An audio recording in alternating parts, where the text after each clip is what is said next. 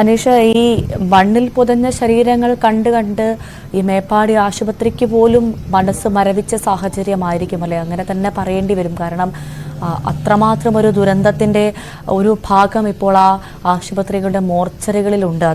അത് പറയുമ്പോൾ തന്നെ നമുക്കേറെ വേദനിക്കുന്നുണ്ട്. ഇപ്പോൾ അദ്ദേഹം സംസാരിച്ചതുപോലെ ഈ ഉറ്റവരെത്താതെ തിരിച്ചറിയാത്ത ഈ മൃതദേഹങ്ങളൊക്കെ എന്ത് ചെയ്യാനാണ് ഉദ്ദേശിക്കുന്നത് അനീഷ? അത് സംബന്ധിച്ച് എന്തെങ്കിലും അറിയുന്നുണ്ടോ വിവരങ്ങൾ?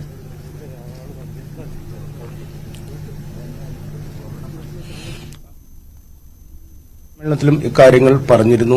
ഇവിടെ ഏറ്റവും പ്രതിസന്ധിയായി മാറുന്നത് ഈ പല മൃതശരീരങ്ങളും തിരിച്ചറിയാൻ കഴിയുന്നില്ല എന്നതാണ്. നമുക്ക് മുഖമുള്ള അല്ലെങ്കിൽ ശരീരഭാഗങ്ങളൊക്കെ ഉള്ള ഒരു ഭൗതിക ശരീരമാണെങ്കിൽ അതൊരു പക്ഷേ തിരിച്ചറിഞ്ഞ് അനന്തര നടപടികളിലേക്ക് കടക്കാൻ കഴിയും. പക്ഷേ ഇവിടെ മൃതദേഹങ്ങൾ പൂർണ്ണമായി തിരിച്ചറിയാൻ കഴിയുന്നില്ല.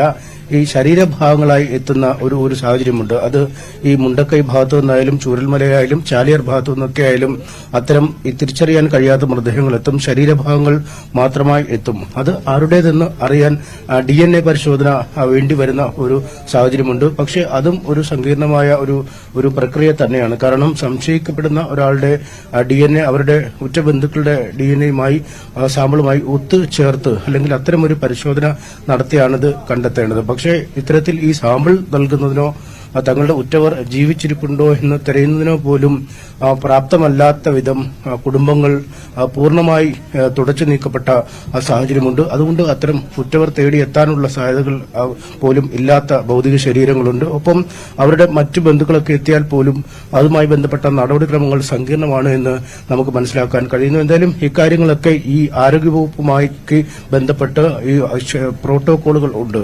അതായത് ഒരു ഭൗതിക ശരീരം എത്ര ദിവസം സൂക്ഷിച്ചു വെക്കാൻ കഴിയും, ഈ സൂക്ഷിച്ചു വെക്കുന്ന മൃതശരീരവുമായി ബന്ധപ്പെട്ട് പിന്നീടുള്ള നടപടിക്രമങ്ങൾ എന്താണ് എന്നതൊക്കെ ചില പ്രോട്ടോകോളുകളുണ്ട്. എന്തായാലും ആ പ്രോട്ടോകോളുകളൊക്കെ പാലിച്ച് ബാക്കി കാര്യങ്ങൾ ചെയ്യും എന്നാണ് പറഞ്ഞിരിക്കുന്നത്. ആരോഗ്യവകുപ്പ് ഇക്കാര്യത്തിൽ ഒരു കൃത്യമായ മാനദണ്ഡവും മറ്റു കാര്യങ്ങളും പുറത്തിറക്കും. പക്ഷേ നിലവിൽ ഇത് ഈ മൃതശരീരങ്ങൾ ഇവിടെ തന്നെ സൂക്ഷിക്കാനാണ് തീരുമാനിച്ചിരിക്കുന്നത്. പൂർണ്ണ സമയം വൈദ്യുതി ബന്ധമടക്കമുള്ളവ ഉറപ്പുവരുത്താനുള്ള നടപടികൾ ആവിഷ്കരിച്ചിട്ടുണ്ട് എന്ന് മന്ത്രി വ്യക്തമാക്കി. മൊബൈൽ ഫ്രീസറുകൾ യൂണിറ്റുകൾ ആവശ്യത്തിന് ഇപ്പോൾ തന്നെ സ്ഥലത്തുണ്ട്. ഇനിയും ആവശ്യമുള്ള മൊബൈൽ ഫ്രീസറുകൾ ഉണ്ടെങ്കിൽ ഇത്തരം യൂണിറ്റുകൾ ആവശ്യമെങ്കിൽ അത് കൂടുതൽ അയൽ ജില്ലകളിൽ നിന്നും കൊണ്ടുവരുന്നതിന് അവിടെ തയ്യാറാക്കി വെച്ചിട്ടുമുണ്ട്. ആവശ്യം വരുന്ന മുറയ്ക്ക് ഇവിടേക്ക് എത്തിക്കും എന്ന് പറയുകയും ചെയ്യുന്നു. എന്തായാലും അത്യന്തം വിഷമകരമായ സങ്കടകരമായ കാഴ്ചകൾ ഉള്ള ഒരു ഇടം കൂടിയാണ് ഈ മോർച്ചറിയും സമീപത്തെ ആശുപത്രിയും തൊട്ടടുത്തുള്ള കമ്മ്യൂണിറ്റി ഹാളും ഒക്കെ. കാരണം ആശുപത്രിയിലേക്കാണ് ആളുകൾ ആദ്യം എത്തുന്നത്. ഓരോ തവണ തെരച്ചിൽ കഴിഞ്ഞ് രക്ഷാപ്രവർത്തകർ സ്ട്രെച്ചസുകളിലാക്കി ആ ബെയിലി പാലം കടന്ന് പുറത്തേക്ക് വരുന്ന മൃതശരീരങ്ങൾ, അവിടെ ഒരു മൃതശരീരം കിട്ടിയെന്ന് പറയുമ്പോൾ തന്നെ മറുകരയിലുള്ള ആളുകൾ അല്ലെങ്കിൽ ഈ ദുരിതാശ്വാസ ക്യാമ്പുകളിൽ കഴിയുന്ന ആളുകൾ വിചാരിക്കുന്നത് ഒരുപക്ഷെ തങ്ങളുടെ ഉറ്റവരുടേതാകാം അല്ലെങ്കിൽ തങ്ങളുടെ ഉടയവരുടേതാകാം എന്നൊരു പ്രതീക്ഷ. ഇതിനുശേഷമാണ് അവർ ഓടി ഈ ആശുപത്രിയിലേക്ക് ചെല്ലുമ്പോൾ ഒരുപക്ഷെ അംഗഭംഗം വന്ന ഒരു കൈയോ കാലോ അല്ലെങ്കിൽ ഏതെങ്കിലും ഒരു ശരീരഭാഗം മാത്രമാവാം വന്നത്. ചിലപ്പോൾ മുഖം അങ്ങേയറ്റം തിരിച്ചറിയാൻ പോലും കഴിയാത്ത വിധം പരിക്കുകൾ പറ്റിയ ഒരു മൃതശരീരമാകാം. എന്തായാലും അവിടെ തിരിച്ചറിയാൻ കഴിയാത്ത സാഹചര്യം. പിന്നീടാണ് മോർച്ചറിയിലേക്ക് എത്തിക്കുന്നത്. ഒരുപക്ഷെ മോർച്ചറിയിൽ വന്നാലും അവർക്ക് പലപ്പോഴും തിരിച്ചറിയാൻ കഴിയുന്നില്ല എന്നത് തന്നെയാണ് വസ്തുത.